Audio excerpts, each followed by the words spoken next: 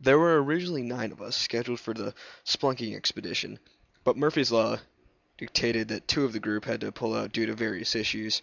It was a disappointment having fewer members to share in the experience, but then again, there were benefits. Less logical problems, more space, and so on.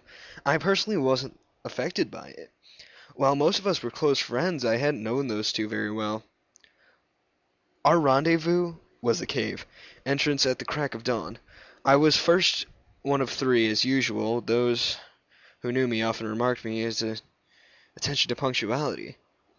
Slowly the rest of the group arrived, parking their cars and unloading the equipment as we ornest between us, as the expedition leader and I had the emergency precisions on me, first aid kit, flare gun, GPS locator. It seemed quite odd that a flare gun would be taken into an underground location, but I'd rather have it and not need it than need it and not have it. We assembled at the cave entrance. There was Jason, Alex, Karen, Samantha, Vincent, Ashley, and of course myself. Alex and I were the only experienced spelunkers, while the rest had various skill levels: moderate, Karen, Vincent, Samantha; poor, Jason; and first-timer, Ashley. Normally, it was against my instinct to take a first-timer into an unexplored cave in such a large group, but he had promised to obey every command I gave him and had agreed to carry most of the cumbersome equipment to the safe parts of the trek. The cave loomed in front of us. It was typically dark and rather foreboding. Not for the first time, I wondered why it was. According to every available record of logical geological sites, unexplored. Perhaps it was the isolated location, or the fact that it had recently there were been no way for the vehicles to get through the surrounding forest. "Are you sure it's all right?" Ashley nervously asked, shifting foot to foot. His earlier bravado had deserted him. "Yes, you can't change your mind once we're in, so decide now," I said flatly, turning around and waiting for an answer. He made up his own mind without any further input from me. The rest of the group followed me. After a few moments of apparent indecision, Ashley hurried in after the rest of us. Soon the darkness swallowed us whole. Inside the cave was quite larger than it appeared. It proceeded inwards for about 200 meters and then sloped down very quickly. As per usual, I ordered the group members to buddy up, in a system in which the group divided into pairs, and threes were responsible for keeping each other together. Ashley and I were partners. Given that I had the most experience, and he was the least, it wasn't fun spelunking when you had to care for someone else, but it was a necessary evil. Besides, he was a quick learner. Soon the sunlight faded from the cave. "Flares out, everyone!" I ordered. One by one, the expedition members cracked their flares as per local guidelines. Each member carried 2 packs of 30 handheld flares. It had been excessive, but the flares weren't very strong and only provided enough light for the immediate area around the user.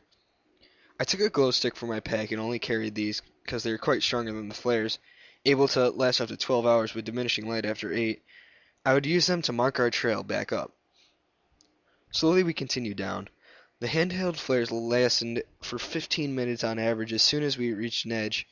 I ordered the group to stop 5 feet from the precipice where the ground leveled out. As you may have noticed, I'm a stickler for safety measures, but not without a good reason. I don't want a death on my hands. "Ashley, crack a flare and throw it down," I said, watching to see how he did it. Ashley threw a flare from his pack and lit it. Then without moving, he tossed it forward, down the hole. I nodded in approval. He hadn't moved forward from the 5-meter guideline. I crept forward to the precipice and looked into the abyss. Then I saw it. Descending into the darkness, buried a half-meter of a cliff edge, it would appear to have been a staircase. 2. The light of the flare made one thing quite clear. It was not a man-made staircase. At least, it didn't look like one. It appeared to have been hewn out of a descended rock, meaning that the original cliff would have extended further into the cave. The stairs were rough, very uneven, but it was close enough for the government work. As the saying goes, What is it? One of the group members from behind looked at me. Looks like a natural staircase of some sort, I answered. Distracted, I withdrew another glow stick from my bag and planted it on top of the stairs. Let's go. We descended cautiously for caves and notoriously deceptive. Ahead of me, the darkness grew thicker. It seemed palpable, almost physical, as if my thoughts were true. The flares we held seemed to diminish in the face of the abyss. After 50 or so steps, I reached the bottom. That's when I heard it. The crack. It sounded like a gunshot, loud and sharp. I spun at the foot of the stairs. Behind me, Jason was tumbling roughly down the last few steps straight towards me. I spun out of the way as he crashed to the floor, moaning in agony. The rest of the group hurried towards me. Concerned as I bent over to inspect the injury, it was obvious. His ankle was twisted at an unnatural angle, clearly broken. Jason's face had rapidly lost color. Karen, Vincent, grabbed by the arms. Careful, I said quietly, unwilling to exacerbate the situation by panicking. They picked him up slowly, his ankle dangling grotesquely behind him. Something glistened under the crimson light of the flares. I knew it was bone. I reached into my pack, taking out 2 small batons and a white bandage. This is gonna hurt, I warned. The caution was wasted on Jason anyway. He was half unconscious. I grabbed his ankle and twisted. His ankle cracked again. That roused Jason from his stupor. He screamed piercingly loud, enough to hurt my ears. Quickly trying not to prolong his agony, I wound the bandage around the batons and braced either side of his leg. The screaming stopped, but not because of the pain faded. He was unconscious. Take him up to the entrance of the cave, into the hospital. If he wakes, give him these painkillers. I told to his helpers. Karen and Vincent nodded and began to arduous climb back up to the surface, holding their unconscious ward. Shouldn't we go with them, I mean? His ankle was... Ashley began, but I cut him off. No, we came this far and we're not going to stop now. I want to investigate this cave to the end. Remember I told you that you couldn't change your mind, I said sharply, taking out my anger at letting this accident happen under my leadership on him. Ashley, known as friend as Ash to his friends, but I never used that, fell silent. I felt a fleeting sense of guilt at my attitude. I brushed off and spun around. Already Jason and the others were out of view. Around the group, the darkness surrounded us like a malevolent entity. The landing we were on led further into the cave for quite a while, and we proceeded incident-free. Thankfully, I managed to mark our progress with glow sticks at various intervals. Strangely, like the flares, they gave off less light deeper as we progressed. It began to unnerve me that I could tell the others that they could notice too. Alex and Samantha, who were incidentally brother and sister, fell a few steps behind us. Ashley, to my right, was silent. Finally, the flares grew even dimmer. I saw something in the wall to my right. I called the diminished group over and cracked a flare to provide some extra light. It appeared to be some sort of carving on the wall. I studied it carefully at the scene of the depicted few humanoid forms on the ground. Few scratches of red seemed to indicate wounds. Various pillars of them rose to the roof of the cavern. But that nearly wasn't even the worst part. In front of the people, the victims, I now corrected myself, was a large figure. It had detail in the past, but only an outline remained. The body was scratched out. It was a disturbing scene. Then I looked beneath the scene and my eyes widened. It had a message. The strangest thing about the message is that it was in English. The carving looked entirely authentic, meaning that a caveman, if you'd pardon the pun, had created it. I found it impossible that the same person could have sprawled out the 5 words below the picture. Behind me, Alex read it all out loud. The jackal in the cave.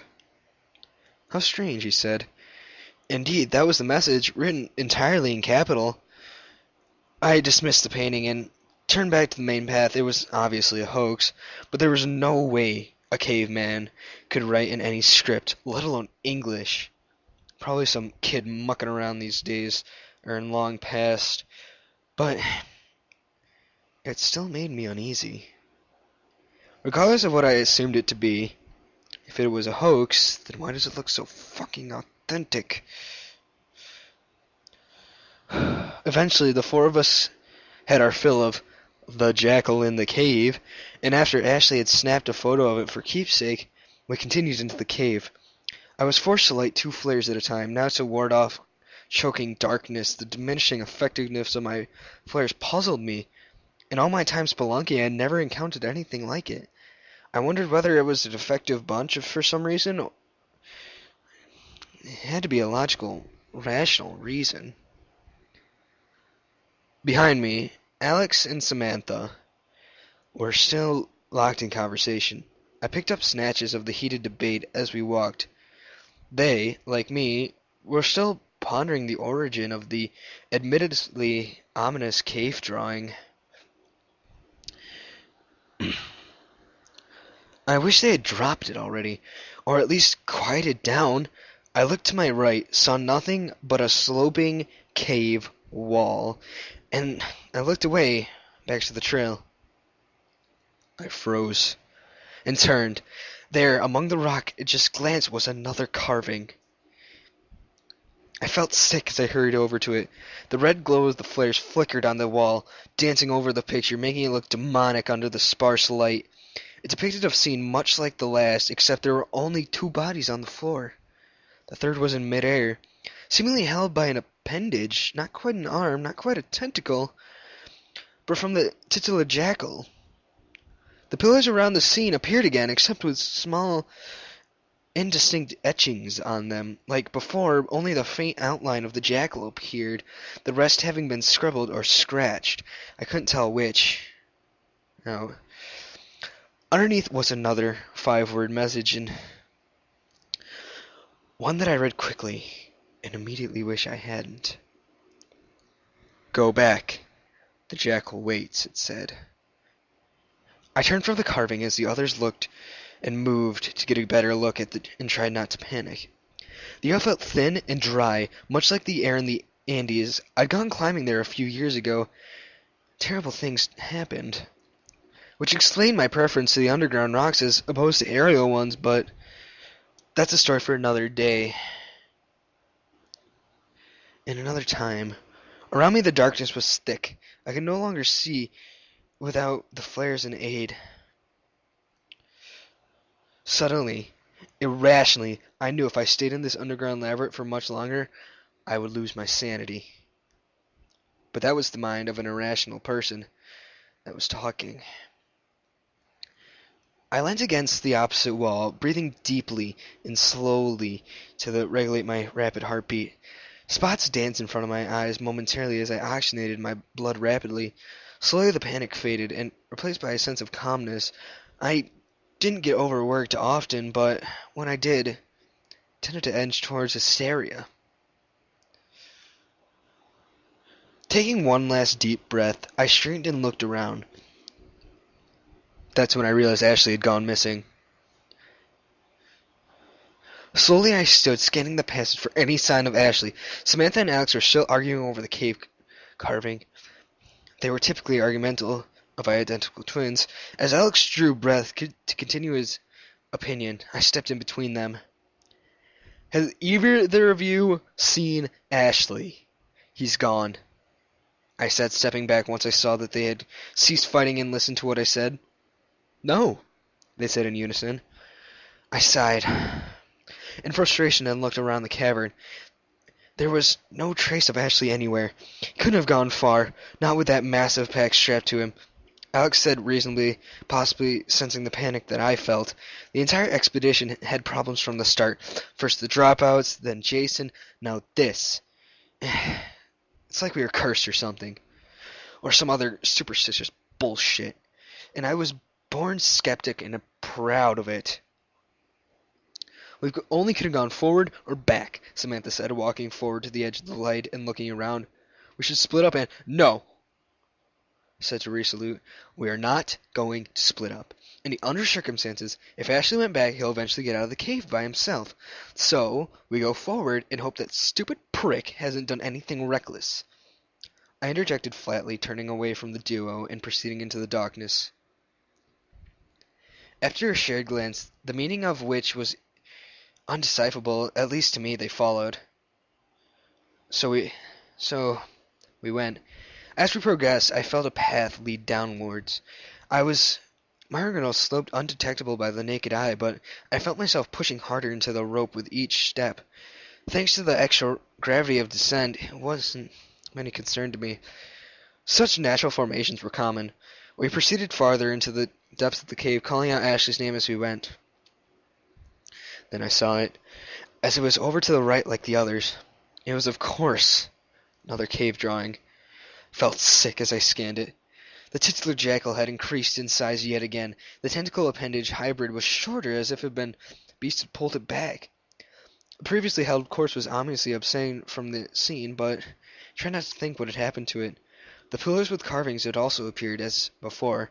The jackal had the majority of the detail erased, making it little more than just an outline. However, this was just detail on the edge of the beast at the time. I knew that the short lines represented skin, apparently leathery and cracked. Then I read the message. It was again 5 words long, and my eyes widened in a flash of fear. "This is your last chance," it read. I stumbled back from the carving in fear, raising my hands in front of me as if it was alive and coming for me. As I hit the back wall, I saw Alex and Samantha close to study the carving. They had seemed unaffected by the ominous message, yet it had been, as I gasped for breath, winded by the sudden impact of the wall against me. I tried to clear my mind, to cut myself through the mix of panic and fear I had now felt wreathing the carvings, and the carving which I no longer thought was the work of pranksters. I turned to my left, hoping to see Ashley. Instead, I saw the gateway. It appeared to a stone arch, hewn from black granite. It followed the contour cave precisely, creating a strange effect. Carvings of various things, symbols, letters, and pictures, covered the gateway, which appeared to be seamless, without a joint or cut. I approached it almost unwillingly, feeling my heart rise to my throat as I stared the ground immediately behind the gateway and onwards. The walls, floor, and roof of the cave from the gateway onwards were covered in fine white dust. Alex and Samantha joined me in the edge of the gateway. We were silent, studying the gateway. I looked at the top and saw yet another 5-letter message carved there. "The gateway to the jackal," read the message. And hell with it, I thought. Then I heard the scream. It was Ashley screaming. "We have to get to him," Alex yelled, turning to me with every fiber of my body. I resisted stepping through the gateway. I knew if we did, terrible things would happen, and I knew sooner or later I would meet the jackal. But I had to know about Ashley, the carvings, everything. I had to. So with a deep breath and trying to still my hands, I made my choice. Together we stepped through the gateway to Ashley and the dark beast beyond. The first change I noticed was the ground. The fine white dust coated on the entire cave, right past the gateway. I didn't even know the origin. It didn't appear to be any sort of mineral or rock I had encountered before. It was strange, but then, given the nature of the rest of the cave, it almost seemed normal. The darkness grew progressively thicker as we advanced. I noticed we were running low on flares, about 20 each. It was a problem, but not one I was particularly concerned about, considering the current predicament we were in. Ashley hadn't made any noise besides the original scream. It concerned me far more than if he kept screaming. There could be a logical reason for him to not screaming. Perhaps he ran deeper into the cave. Maybe he's concerning his voice, I thought. But I was throwing up improbable answers to cover my fear. My true thought had risen unbidden to my mind. What if whatever made him scream stopped him from doing so again? Felt sick. Ahead of us was not even 100 meters from the gateway. It was a crossroad with such a divide and otherwise linear path. I had appreciated the lack of divergency paths, but so far, I meant that because we didn't have to divide our group. Stunned as it was, appearing now as it seemed, I seemed extraordinarily bad luck in our part. Seemed like that's the key point. Nothing in this god-forsaken cave has been left to chance. Lost in my grim thoughts as I was, I didn't even notice the object ahead of us until Alex exclaimed and ran towards it. Startled, I looked up. Alex blocked my direct view of it, and all I knew of it, apparently, that it was quite large. I ran towards it. It was Ashley's pack, ripped and torn, blood covered in it and the immediate area in irregular patterns. Beside me, Alex stepped back tentatively, lost for words. Something attacked him, tore his pack right from his back with incredible force. It must have injured him as well. Judging by the blood, I said quietly, surprised at how clinical and calm my assessment of the scene had been. That's it. I'm out. I'm going, Alex said, turning away quickly, but not before I saw the fear in his eyes. He was terrified. Samantha nodded in agreement, turning to leave as well. I didn't try to stop either of them. They would be back. You won't get a foot past the gateway, I called to them, certain that would prevent them from leaving. I turned back to Ashley's pack slowly, and began searching through it quickly, only taking a few items. I hesitated on my hand on the flare gun, but I took it and kept it in my hand. I knew from experience against various types of wildlife that it made an effective weapon. If I met anything that wasn't Ashley, I would fire without mercy. I stood and chose the right-hand passage. I didn't feel scared anymore. In fact, I didn't feel a thing. Adrenaline was coursing through my system, leaving no room for fear or anything else. It grew progressively darker. The darkness was thick and coiling. As a lifetime of asthma sufferer, it reminded me of I needed my inhaler. I knew the flares would be soon useless, regardless of whether they had been effective. Beside me, I noticed this scrawling in the dust, apparently of human origin, that at least was no mystery. I glanced at each turn, almost mechanically, knowing that it would be any worse. It appeared to be that we weren't the first people to stumble in this place. I have seen it, and it blinded me. This is its domain, taller than any human. Suddenly I stopped.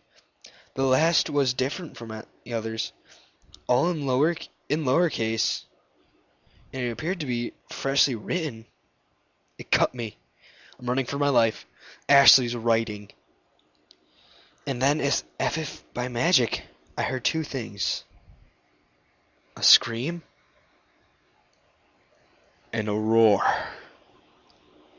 Ashley, the jackal, and they were close. I ran forwards. I felt, rather than sensed, that I had breached into this massive cavern. To prove my theory, I impulsively punched the air to my right, as if still claustrophobic the cave, my hand would surely be shattering on the wall, as if I expected. I hit nothing, but in the stagnant air of the cave, the flares provided nothing more than a dim glow. I looked at it as horror as the glow faded slowly, the fading light represented by my last defense against the vulnerant darkness of the cave. Or cave, as I felt should be called, and its sole inhabitant.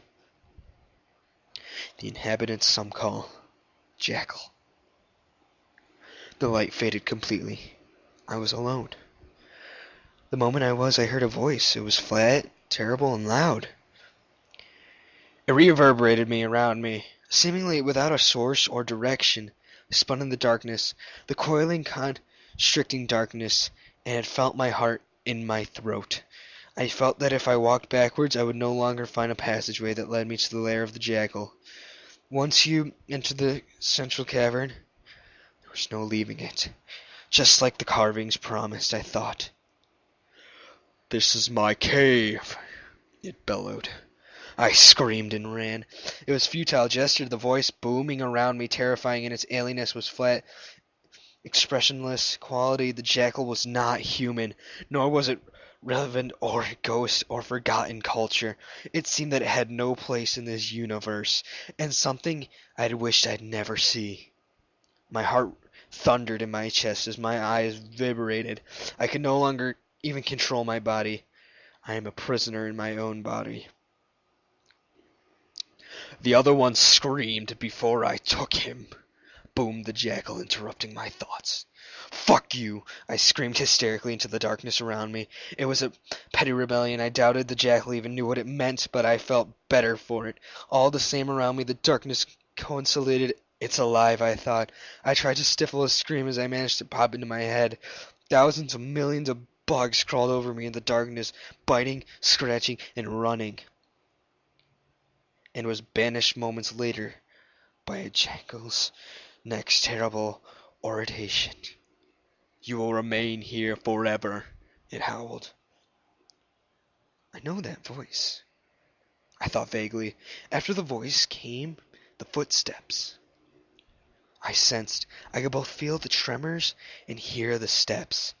Hundreds of them around me, pounding the floor in a rapid and terrifying rhythm. Rolling thunder, I thought crazily, and laughed. What little sanity I possessed was rapidly eroded away by the darkness.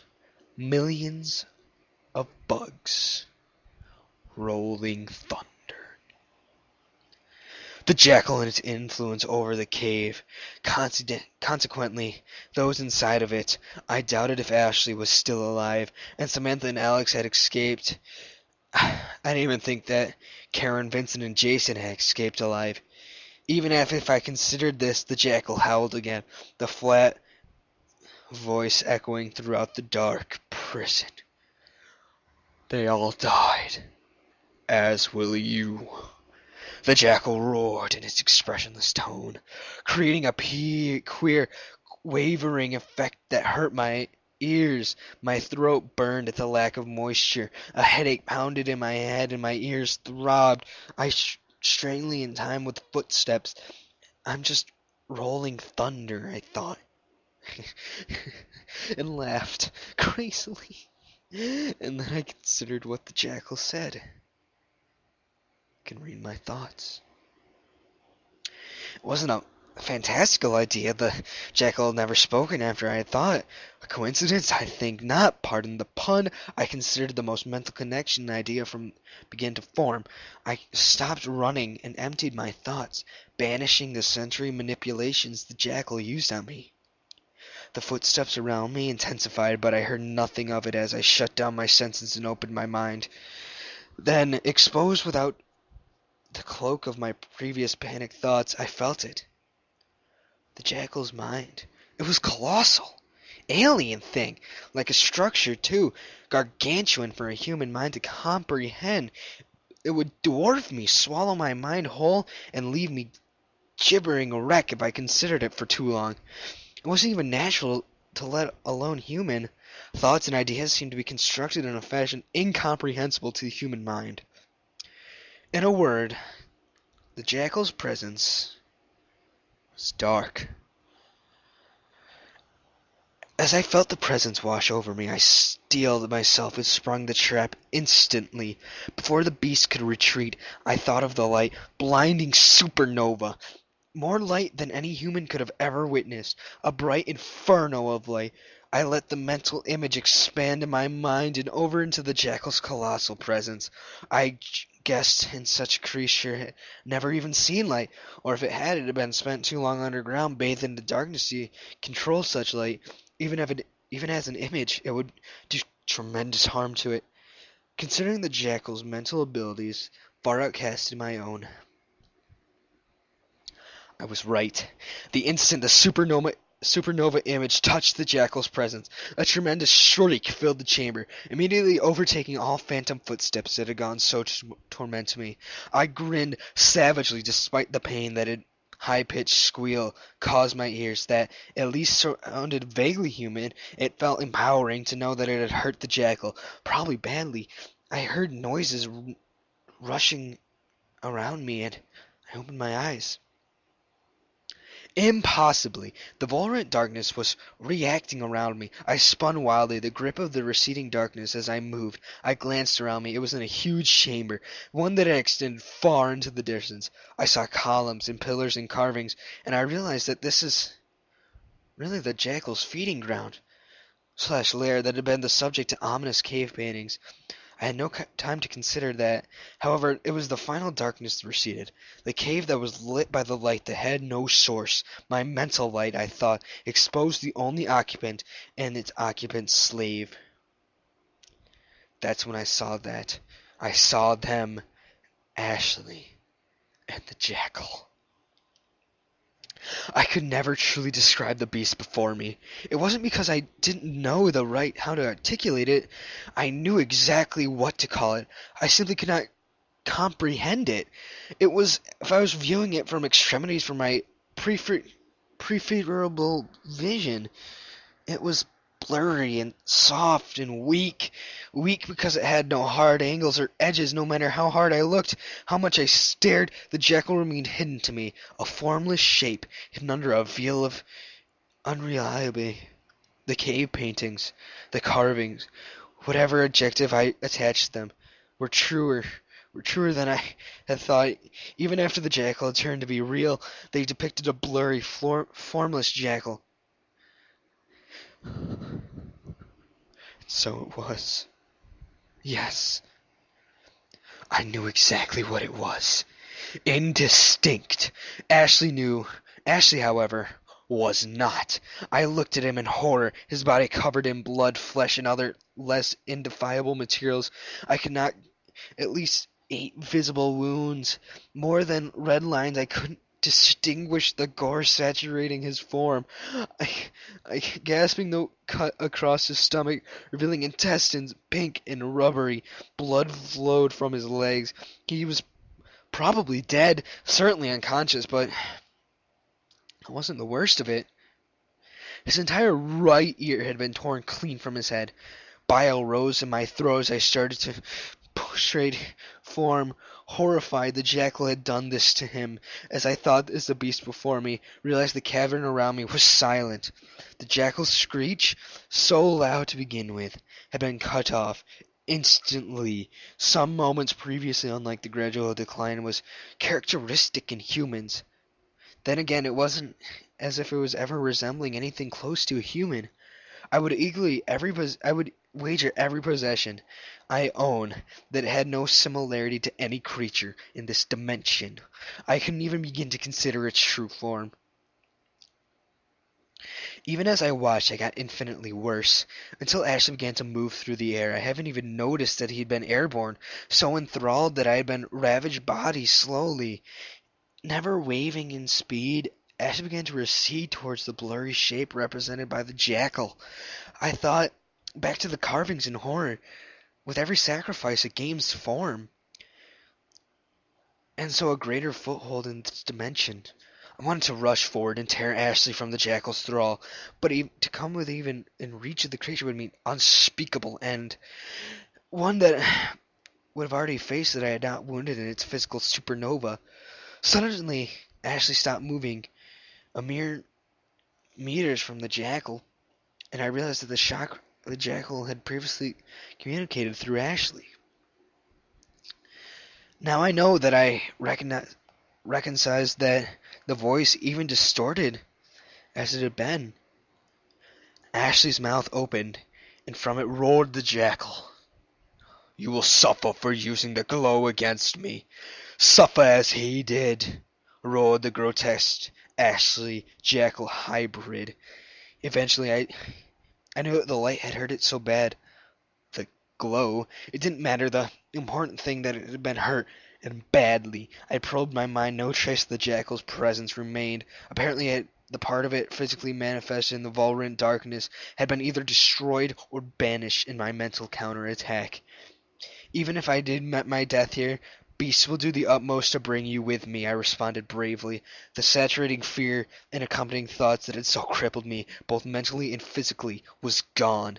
I could see how the jackal, regardless of how well I could comprehend it. Much of the terror that I had felt in my hands was gone. Just like the Volrent darkness, even the voice was less intimidating now that it spoke in a definite source. It spoke again. "I have consumed many. This one will be my last. It will be free from my prison." The jackal bellowed, drawing Ashley towards him. "No," I whispered. Sprinting towards him, no matter the cost, even if it were my life or my sanity, I would not allow the jackal to consume Ashley and escape. Whatever prison had incarcerated in such a beast would wreak unimaginable destruction on the surface. I put a silver piece of equipment, the last thing I had taken from Ashley's pack, the flare gun. As the jackal and Ashley came together, I drew and fired. The world then exploded around me.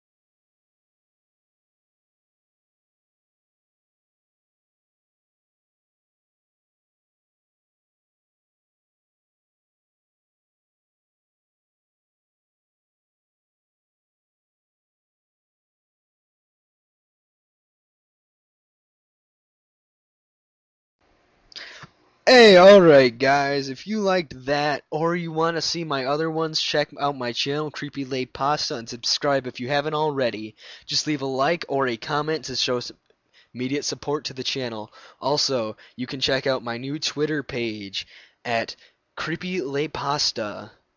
Also, if you'd like to get personally connected with me, my email is matthew.pelton.1999@gmail.com. So I hope you guys have a good day, and I'll see you